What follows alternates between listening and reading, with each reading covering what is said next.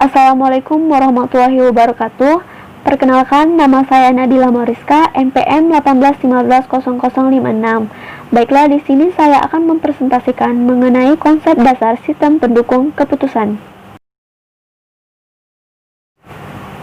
Baiklah, di sini saya telah membuat peta pikiran mengenai konsep dasar sistem pendukung keputusan. Yang pertama yaitu membahas mengenai teori dan konsep sistem pendukung keputusan. Kemudian kedua, perbedaan pendukung keputusan dengan sistem pendukung keputusan. Dan yang ketiga, hubungan antara pendukung keputusan dengan sistem pendukung keputusan. Dan yang terakhir yaitu contoh penerapan sistem pendukung keputusan di masyarakat. Baiklah, yang pertama yaitu membahas teori dan konsep sistem pendukung keputusan. Konsep sistem pendukung keputusan atau SPK atau Decision Support System atau DSS pertama kali diperkenalkan oleh Michael S. Scott Morton pada awal tahun 1970-an yang selanjutnya dikenal dengan istilah Management Decision System. Konsep SPK ditandai dengan sistem interaktif berbasis komputer yang membantu pengambilan keputusan dengan memanfaatkan data dan model untuk menyelesaikan masalah yang bersifat tidak terstruktur dan semi-terstruktur menurut Turban pada tahun 2001. Kemudian, sistem pendukung keputusan didefinisikan sebagai sistem berbasis komputer yang terdiri dari komponen-komponen yang saling berinteraksi, yaitu sistem bahasa, sistem pengetahuan, dan sistem pemrosesan masalah menurut Turban pada tahun 2010. Kemudian yang kedua yaitu perbedaan pendukung keputusan dengan sistem pendukung keputusan. Pendukung keputusan adalah orang yang ditunjukkan untuk membantu pengambilan keputusan atau pemecahan persoalan dalam bidang yang spesifik. Sedangkan sistem pendukung keputusan adalah sistem berbasis komputer yang dirancang untuk mempertinggi efektivitas pengambilan keputusan dari masalah semi terstruktur. Jadi, di sini kita dapat melihat perbedaannya, yaitu bahwa pendukung keputusan adalah orangnya, sedangkan sistem pendukung keputusannya adalah sistem berbasis komputer yang dirancang untuk mempertinggi efektivitas pengambilan keputusan dari masalah semi terstruktur. Selanjutnya yang ketiga yaitu hubungan antara pendukung keputusan dengan sistem pendukung keputusan. Hubungannya yaitu saling keterkaitan karena pendukung keputusan di sini adalah orang yang ditunjukkan untuk membantu pengambilan keputusan atau pemecahan persoalan tersebut. Dan sistem pendukung keputusan atau SPK ditunjukkan untuk membantu para pengambilan keputusan untuk memecahkan masalah semi dan atau tidak terstruktur dengan fokus menyajikan informasi yang nantinya bisa dijadikan sebagai bahan alternatif pengambilan keputusan yang terbaik. Kemudian selanjutnya yaitu contoh penerapan sistem pendukung keputusan di masyarakat. Jadi contoh sistem pendukungan keputusan di masyarakat yaitu mengenai sistem pendukungan keputusan penerimaan bantuan desa. Selanjutnya contoh penerapan SPK di masyarakat ini misalnya sistem pendukung keputusan penerimaan bantuan desa. Jadi dalam contoh kasus kali ini kita akan memilih desa yang layak untuk menerima bantuan desa dari pemerintah dengan menggunakan sistem pendukung keputusan. Di sini saya buat ada 5 desa dengan nama. Yang pertama Desa Aka, kemudian Desa Gelgel, kemudian Desa Manduang, kemudian Desa Tojan, dan yang terakhir Desa Tangkas. Yang pertama yaitu pendahuluan. Pendapatan merupakan salah satu indikator untuk mengukur kesejahteraan seseorang atau masyarakat, sehingga pendapatan itu mencerminkan kemajuan ekonomi suatu masyarakat. Kemajuan itu dapat dilihat dari 3 aspek, yaitu tingkat pendapatan, tingkat pertumbuhan, dan perkembangan pendapatan, serta distribusi pendapatan. Ketiga aspek pendapatan tersebut dalam perekonomian dan kegiatannya diatur dan dilaksanakan secara berencana sehingga berjalan secara seimbang yang pada akhirnya tercapai stabilitas ekonomi yang mantap dan dinamis. Kebijakan yang telah dilaksanakan adalah pemindahan sumber-sumber pembangunan dari pusat ke daerah dalam bentuk impres, perluasan jangkauan lembaga pengkreditan untuk rakyat kecil, dan pembangunan kelembagaan yang terkait dengan penanggulangan kemiskinan. Meskipun demikian, perhatian pemerintah sekarang ini masih memerlukan giat khusus yang lebih besar terarah untuk menanggulangi kemiskinan yang masih besar.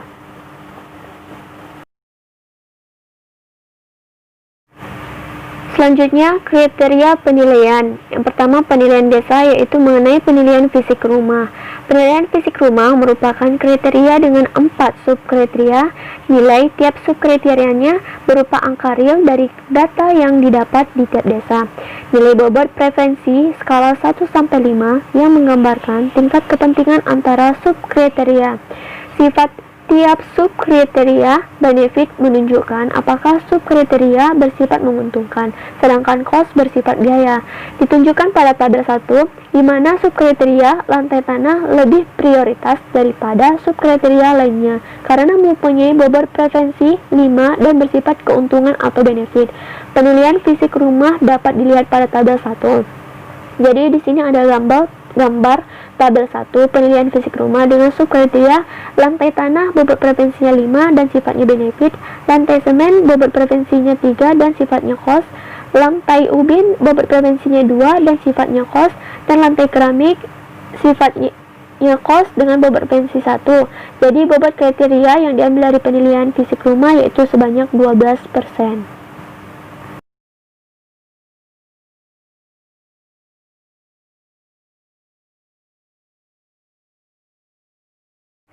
Selanjutnya yaitu mengenai penilaian penghasilan.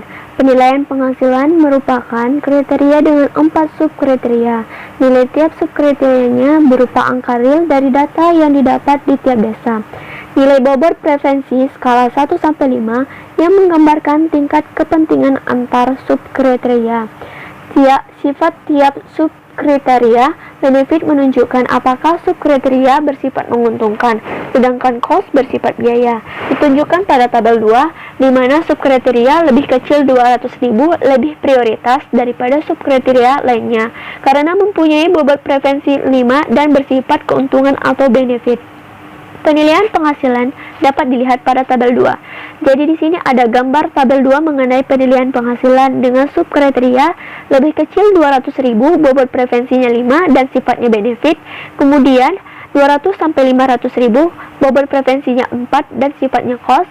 Kemudian 501-1 juta, bobot preferensinya 2 dengan sifat cost, dan lebih besar 1 juta, bobot preferensinya 1 dan sifatnya cost. Jadi di sini dalam penilaian penghasilan bobot kriterianya diambil sebanyak 12%. Selanjutnya yaitu penilaian pendidikan. Penilaian pendidikan merupakan kriteria dengan 4 subkriteria. Nilai tiap subkriterianya berupa angka real dari data yang didapat di tiap desa. Nilai bobot preferensi skala 1-5 yang menggambarkan tingkat kepentingan antar subkriteria. Sifat tiap subkriteria. Benefit menunjukkan apakah subkriteria bersifat menguntungkan sedangkan cost bersifat biaya.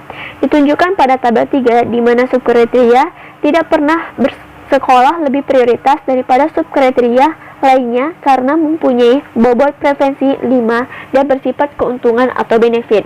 Penilaian pendidikan dapat dilihat pada tabel 3. Jadi di sini ada gambar tabel 3 mengenai penilaian pendidikan. Dengan subkriteria tidak pernah sekolah dengan bobot preferensi 5 dan sifatnya benefit. Kemudian subkriteria tamat SD atau SLTP, bobot preferensinya 3 dengan sifat cost. Kemudian subkriteria tamat SMU, bobot preferensinya 2 dengan sifat cost. Dan yang terakhir yaitu subkriteria tamat AK atau PT, bobot preferensinya 1 dengan sifat cost. Jadi penilaian pendidikan ini diambil bobot kriterianya sebanyak 7%. Penilaian kondisi alam. Penilaian kondisi alam merupakan kriteria dengan 2 subkriteria. Nilai tiap subkriterianya menggunakan pilihan dengan menu drop down. Pada subkriteria jarak desa ke pusat ekonomi ada 3 pilihan nilai, yaitu lebih kecil 5 km sama dengan 1, atau jika jarak kurang dari 5 km bernilai 1. Kemudian 5 km sampai 10 km sama dengan 5, atau jika jarak antara 5 km sampai 10 km bernilai 5. Lebih besar di 10 km atau jarak lebih besar dari 10 km bernilai 10. Sedangkan pada subkriteria kondisi tanah juga menggunakan pilihan dengan menu drop down. Ada 3 pilihan nilai, yaitu berbatu sama dengan 10, atau semakin tidak baik kondisi tanah semakin besar nilainya, berbatu dengan nilai 10, berpasir sama dengan 5, atau berpasir dengan nilai 5. Kemudian subur sama dengan 1 atau semakin baik kondisi tanah, nilainya semakin kecil. Subur bernilai 1. Ditunjukkan pada tabel 4, subkriteria jarak desa ke kota mempunyai tingkat kepentingan sama dengan kondisi tanah. Nilai bobot preferensi 3 dan bersifat menguntungkan atau benefit. Penilaian kondisi alam dapat dilihat pada tabel 4. Jadi pada tabel 4 penilaian kondisi alam ini, subkriteria jarak desa ke pusat kota, bobot preferensinya 3 dan sifatnya benefit. Kemudian subkriteria kondisi tanah, bobot preferensinya 3 dan sifatnya benefit. Dan penilaian kondisi alam ini, bobot kriterianya diambil sebanyak 8%. Selanjutnya yaitu hasil penelitian. Berdasarkan kriteria penilaian desa, maka ada 5 desa alternatif yang akan dinilai untuk menerima bantuan desa, seperti terlihat pada tabel 5. Tabel 5 alternatif desa yang akan dinilai alternatif yaitu Desa Akah, Gel-Gel, Desa Manduang, Desa Tojan, dan Desa Tangkas memiliki kriteria fisik rumah, penghasilan, pendidikan, dan kondisi alam. Jadi Desa Akah fisik rumahnya bernilai 5, penghasilan bernilai 2, pendidikan bernilai 2, dan kondisi alamnya bernilai 3. Sedangkan Desa Gel-Gel fisik rumahnya bernilai 3, penghasilan bernilai 4, pendidikan bernilai 2, dan kondisi alam bernilai 2. Kemudian Desa Manduang fisik rumahnya bernilai 2, penghasilan bernilai 2, pendidikan bernilai 2, dan kondisi alam bernilai 2. Selanjutnya Desa Tojan fisik rumahnya dengan nilai 1, penghasilan nilai 1, pendidikannya bernilai 1, dan kondisi alamnya bernilai 3. Dan yang terakhir Desa Tangkas yaitu fisik rumahnya bernilai 5, penghasilannya bernilai 4, pendidikan bernilai 3, dan yang terakhir kondisi alam bernilai 2. Jadi, dapat kita simpulkan berdasarkan pembahasan contoh kasus penggunaan sistem pendukung keputusan di masyarakat, yaitu penerimaan bantuan desa sebelumnya, maka dapat disimpulkan bahwa yang pertama, sistem pendukung keputusan penerima bantuan desa ini berguna bagi para pengambilan keputusan dalam menentukan desa yang berhak menerima bantuan berupa barang bersyarat dari pemerintah. Kemudian, berdasarkan kelima alternatif yaitu Desa Akah, Desa Gel-Gel, Desa Manduang, Desa Tojan, dan Desa Tangkas, maka didapat rekomendasi untuk pengambilan keputusan desa yang akan menerima bantuan dengan ranking pertama adalah Desa Tangkas. Mungkin hanya sekianlah yang dapat saya presentasikan mengenai konsep dasar sistem pendukung keputusan. Mohon maaf apabila ada kesalahan. Sekian dari saya. Wassalamualaikum warahmatullahi wabarakatuh.